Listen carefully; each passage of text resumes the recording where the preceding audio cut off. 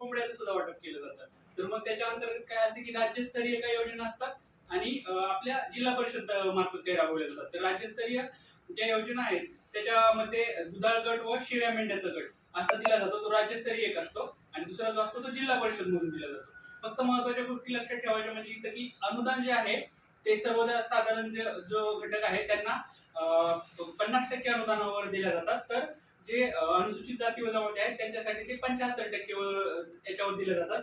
त्याच्या व्यतिरिक्त मला फक्त सांगायची एकच गोष्ट आहे की तुम्ही लक्षात ठेवायच्या वेळेस योजनेसाठी आवश्यक काही कागदपत्र जे आहेत ते असे की तुमचा पासपोर्ट साईज फोटो लागेल, आधार कार्ड 7, 12 आणि 8, ग्रामपंचायत असेसमेंट उत्तरा म्हणजे गुरांचा वाडा असल्याचा दाखला, रहिवासी असल्याचा दाखला, अपत्य दाखला, बँक पासबुक, रेशन कार्ड, दारिद्र्य रेषेखाली दाखला असल्यास प्रशिक्षण प्रमाणपत्र एखादं जर तुम्ही जर कुठं प्रशिक्षण घेतलं असेल तर त्याचं एक प्रमाणपत्र ती एक घेऊन यायचंय.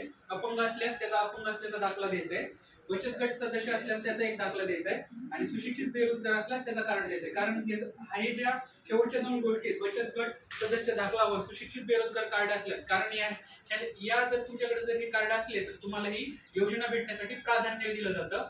आणि काय की सध्या जे आपले पूर्ण जो फॉर्म भरण्याची प्रोसेस आहे ना ती ऑनलाईन आहे. तर महा BMS हे ऍप आहे ते ऍप प्ले स्टोर वर अवेलेबल आहे. तर महा BMS वरून तुम्ही ते ऍप डाउनलोड करू शकता. त्याच्यामध्ये योजनांची पण सुद्धा पूर्ण माहिती दिलेली आहे. त्याबरोबर काय अटी तुम्हाला पाळाव्या लागतात व काय डॉक्युमेंट तुम्हाला अपलोड करावे लागतात याची सगळी माहिती त्यावर दिलेली आहे.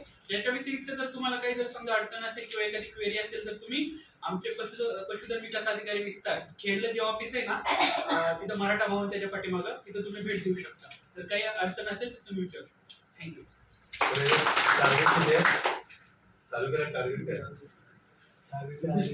उद्दिष्ट किती लोकांना तुम्ही लाभ देऊ शकता? ते आता कसं जेवढा निधी आहे ना जरी आपण भरून घेतो पण त्या निधीनुसार मग त्याच्यावर ते पात्रतेची यादी ठरवली जाते आणि जे समजा ज्यांना पात्र जरी ठरले तरी त्यांना आपण पेंडिंग वर ठेवून पुढच्या वेळेस त्यांना प्राधान्य दिलं जातं. ऑनलाईन त्यामध्ये आता सध्या ऑफलाईन